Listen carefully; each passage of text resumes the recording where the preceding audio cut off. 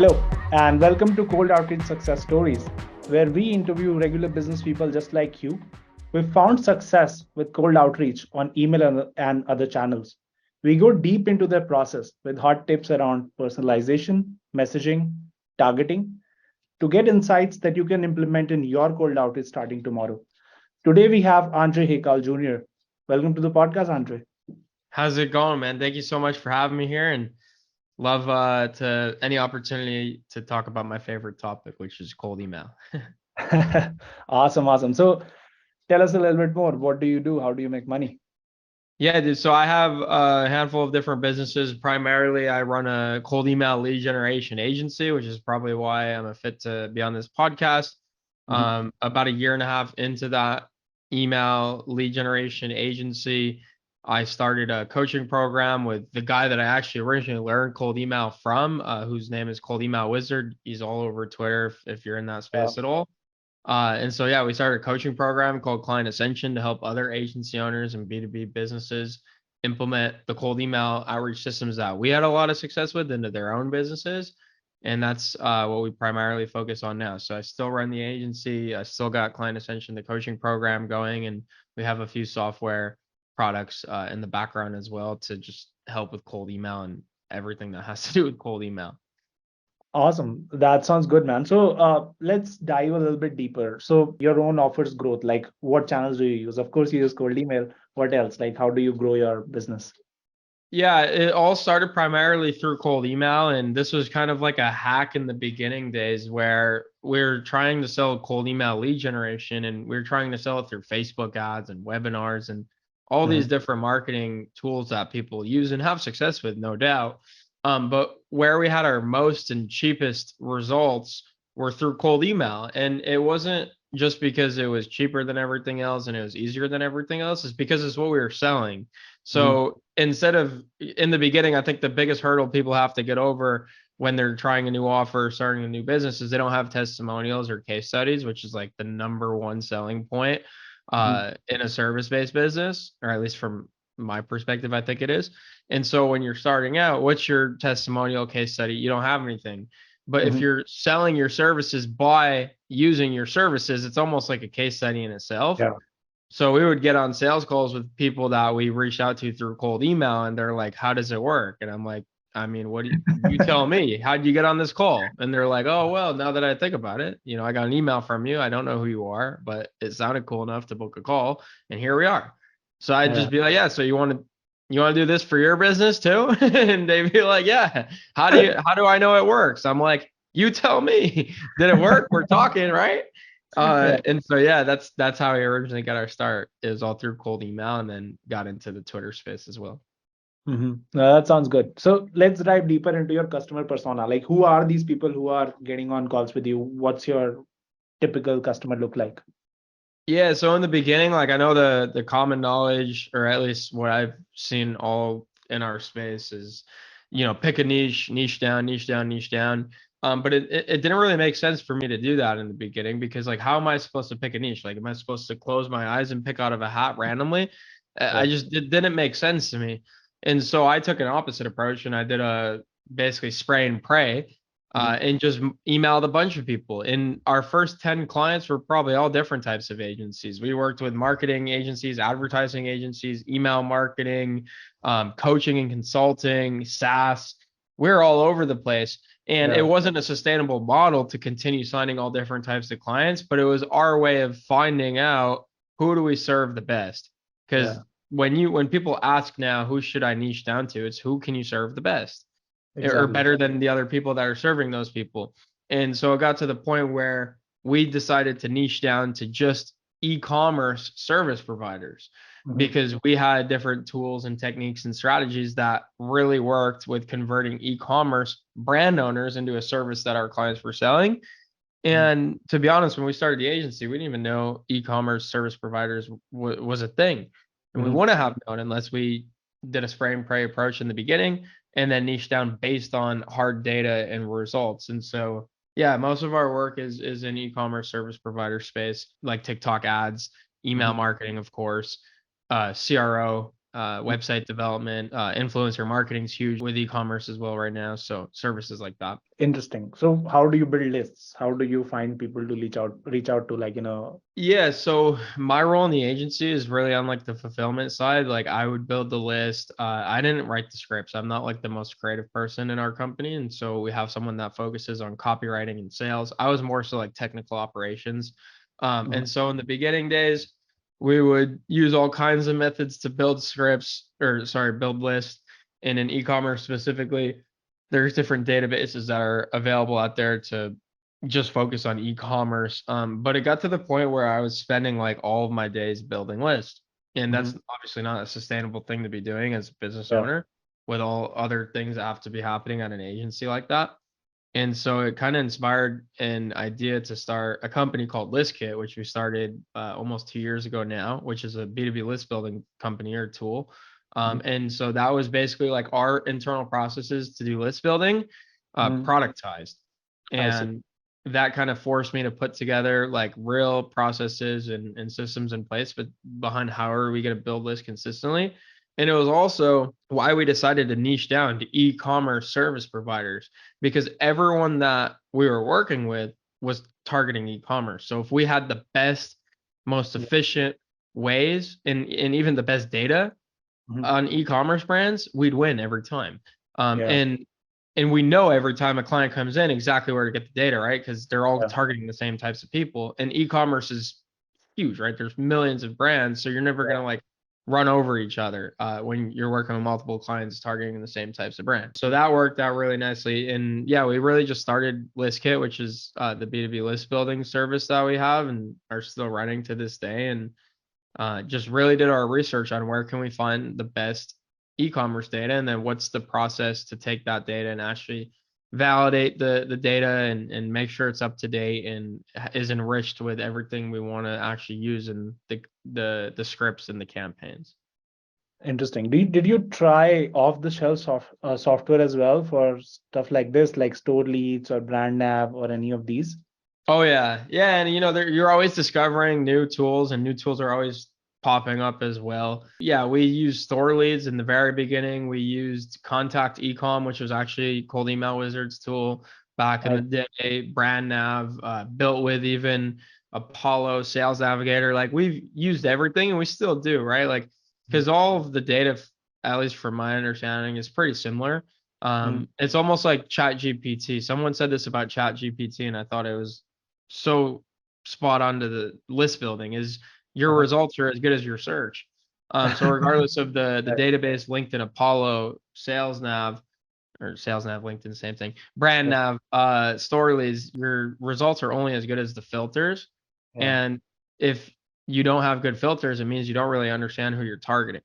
So that was the thing with list kit is people who don't even order a list kit, I'll even just send them the list kit onboarding form because it Yeah. just asks so many questions and so many layered questions about who is your ideal client profile that people just haven't been asked before, that makes them think a little bit more about who they're actually reaching out to, which gives them the answers to the filtering questions in some of these platforms. Yeah. And almost writes copy for them, right? Because they understand who they're reaching out to, what they solve. So, like, Yeah. that's a script writing hack. Yeah, exactly. I always say like the two biggest levers you can pull in a cold email outreach strategy is your targeting and your messaging. And it has to be in that order because you can't write a message if you don't know who you're writing it to. And I Right. don't just mean like, oh, you're writing it to e-commerce store owners. Like that doesn't tell me much. You have to understand who are these e-commerce store owners? What does their day-to-day look like? What are their Mhm. pain points? What are their goals and desires, right? What's relevant to them right now? Is it a specific holiday season that's coming up, like Black Friday, Cyber Monday, right? There's very specific intricacies that you don't know unless you actually take the time to do your research. It's a lot of hard work to understand, like, in exact detail, and I think it takes time as well, right? I'm sure, like, on day one, on day zero, you didn't know as much about e-commerce, service providers as you do right now. Yeah. I didn't even know they existed. Like I said, it was just like, Interesting. Okay, let's move more into your outreach process now. Like, have you tried multi-channel? Is it only email? so we actually, when we first started doing outreach, actually it's funny, like the way I originally discovered cold email was almost by accident. So my business partner now, Christian, and I met in college, and we were really interested in entrepreneurship, and so we started a podcast because that was our outlet to getting a chance to interview these entrepreneurs and figuring out who they are and how they had a bunch of success. And I don't know, we got bored with just interviewing like local entrepreneurs because we came from an area that wasn't super successful outside of like my own family, honestly, Yeah. because my family is like full of entrepreneurs, but outside of that, there wasn't much. And Mhm. so we just started outreaching to like these big entrepreneurs on Instagram. And on Instagram back in the day, like the email was literally right on the profile. And so Yeah. you could copy their email. And not all of the emails are accurate or up to date, but we would just, Christian and I would say, let's reach out or email 10 people from this giant list of people that we'd love to interview every day. And we do it. And then after like 100 or 200 emails, we get the one person that's like, sure, like I'll do it. And then you get that person, and then you use them in the next email you send, like, hey, I just got this person. Would you be interested? And then you'd Yeah. only need to send 100 emails because the social proof. Yeah. And it's just like cold email now, right? You have the case study, the social proof, it makes it easier. So that's how we started cold email. Then somehow we found our way into doing LinkedIn Mhm. outreach as well. And then it got to the point where we put them together, and then we just went email. So it went email, LinkedIn, both, and then just email again. And that's where we've been ever since. I haven't really touched LinkedIn in maybe 2 years now. Interesting. Yeah, I mean, sometimes it's like Hormozy says, right? Like simple scales, yeah, complex fails. So sometimes even though you get a lot of results from doing multi-channel, it's just not worth it because it's like too complex to set up, manage, and just you lose track of where things are at. Yeah, that was kind of our, I guess, thought process behind it as well. Is like LinkedIn was almost limiting our potential. Mhm. Not because it was a distraction or it was a split focus, but it's more of a volume thing. Yeah. Because LinkedIn back in the day, you could send however many connection requests and messages without any issues. And I think there was one day where it was just like a huge bomb they dropped on the entire outreach agency, where it's like you could only send 20 invites a day or 100 a week, which was Yeah. just like that was a huge disruption. Yeah. And ever since then, we just said we can't. If we could only send 100 LinkedIn requests a day, we could really only send 100 emails. Because why would we want to send 1,000 emails but only 100 LinkedIn requests? It wouldn't make sense. And so we just kind of dropped it at that point. And we actually saw better results because we were able to scale up our email without having to worry about the holdback from LinkedIn. Yeah. And we also, like you said, we just put more time into email, which is obviously different channel, different strategy, different thought process than LinkedIn, even though it's slightly similar. All right, let's get into the script writing process a little bit more. Do you have a set process? Like, do you look for custom snippets to personalize? Like, what's your favorite recent custom snippet if you have one? Yeah, so again, I'm more of like the technical guy. My business partner, Christian, he's on Twitter, CB writes copy, and he's like the creative copywriter. But I also understand this, I would say, almost as good as he does. So again, the way I think about it is targeting has to come first because it has to inform the messaging. If you don't know who you're writing to, how are you gonna write a message that actually converts or hits home? You really can't. Yeah. And so that's the first thing, right? And the very first part of the email should be almost you showcasing that you understand who you're reaching out to. Mhm. And what I mean by that is you can personalize it, but you don't have to do the, hey, I noticed you went to this university. That's awesome. Or I noticed you're connected with this person. That's cool. Or I noticed you have this reward. Nice. Like the fake personalization through AI, it doesn't really work. And I've seen it actually hurt more than help. Yeah. And Yeah. I've used it. And I've also been part of companies that sell this stuff. And I just can't vouch for it anymore. Yeah. Um, so I think personalization is more of a way to showcase you know who you're speaking to. So Mhm. as opposed to, oh, I saw you went to this university or I saw you're in this location, you could say, hey, like I saw like I've been reaching out to fellow e-commerce or supplement brand owners, and they told me that they're experiencing XYZ pain points. Is this something you're also experiencing? So you just want to communicate them that you understand who you're speaking to. Mhm. You could also try like mass personalization techniques. Like if you're reaching out to supplement company, you could be like, hey, I was at the gym and I saw someone with your protein shake or your products, and it looked like they were really enjoying it. Mhm. So you could use stuff like that because that's relevant to everyone in the list. Or hey, I was scrolling through Instagram and I came across one of your ads Looks like you Mhm. guys have some great, like a great product lineup. So those are specific to e-commerce. Or, oh, I was out at the bar and I saw my friend order one of your drinks off the menu and he Mhm. seemed to really enjoy it. Keep up the great work. So it's got to be like a compliment, positive vibe, and also just acknowledging that you know who they are and what they actually do, not where they went to school or what awards they've Yeah. been awarded. Um, and then the rest of the email is just giving them like straight to the point. Like no one wants to read a sales letter these days. Yeah. People Yeah. want to just know what you can do for them. Yeah. And so like our best converting emails are one sentence cold emails. I think our best converting email campaign ever or script was for an influencer marketing offer. And we simply reached out to people. And this was without any personalization too. It shows how good it worked. But we would Yeah. reach out to e-commerce brands and say, "Hey, might you be looking for influencers to promote your products?" Question mark. And it was like So a 30% positive response rate. It was unbelievable. So like nice. simple works really well. You want to just get straight to the point. Yeah. Don't beat around the bush. They know why you're emailing them. So don't try to hide the fact that you're trying to sell them or get them on a phone call to tell them more about your services.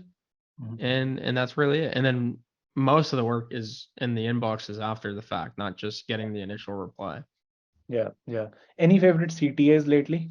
That's a good question. Honestly, my favorite CTA is obviously asking if they're interested, like in that message itself, like might you be interested in influencer marketing, and then ending with let me know either way. Mhm. For whatever reason, that one line at the end of any question or CTA works extremely well. Let me know either way.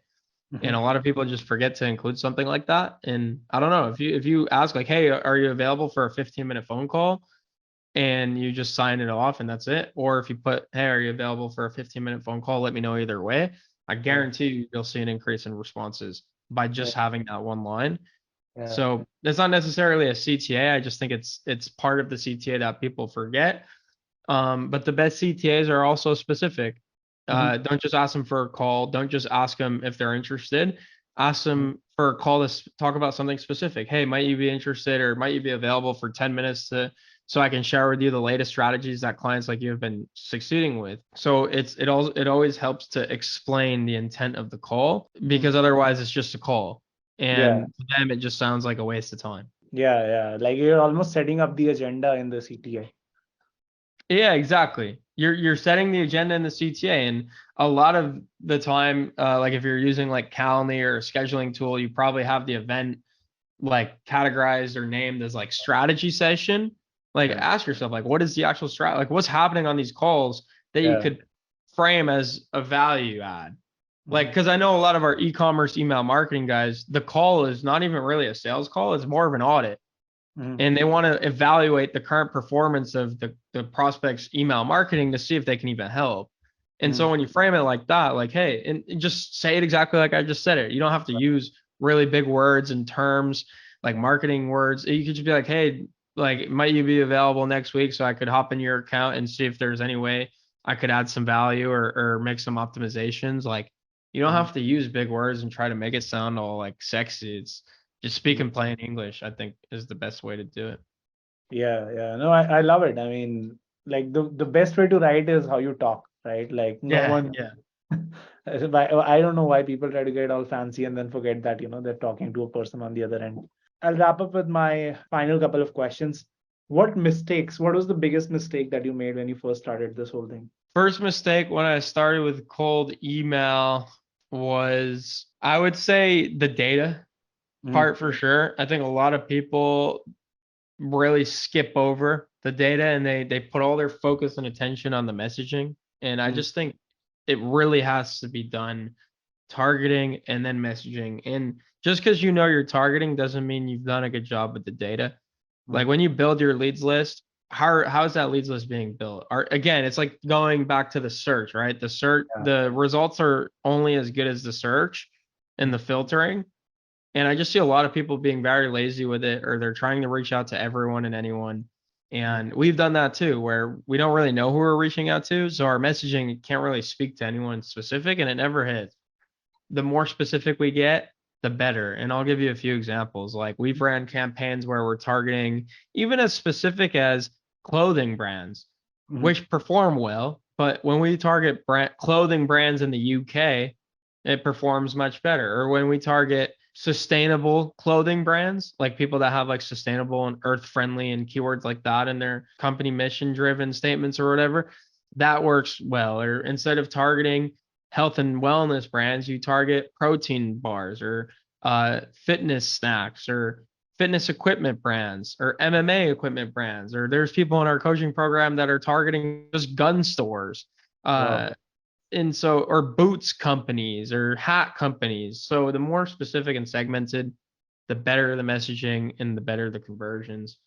And I Mhm. just think that's a mistake almost everyone makes, even if they're experienced, I feel like. Yeah. No, that's a very common one. Like it's like what they say about the gym, right? Like 80% diet, 20% lift. So uh, yeah, like 80% list building, 20% messaging. Yeah. Yeah, yeah, exactly. My final question. What are a couple of things that you're excited about trying to improve your cold email process? I think ListKit, we're working on like our own database and we'll have a lot more quality control than some of these platforms. Like we obviously still use like Apollo and Sales Navigator and like the big ones. But I think having more control over our own database is going to be really, really key. And then I think we've done a really good job with the data. Obviously, I think having our own platform will boost that. And then the messaging, I think we do as good as anyone else as well. The overall sending platform, we have that. That's newer, but and we're improving that a whole bunch too. Mhm. And then inbox management can use a lot of improvement, and so we're finalizing uh, our product there. And what honestly, what's exciting to me is the fact that I just know how the market is going to react to all these new tools and AI.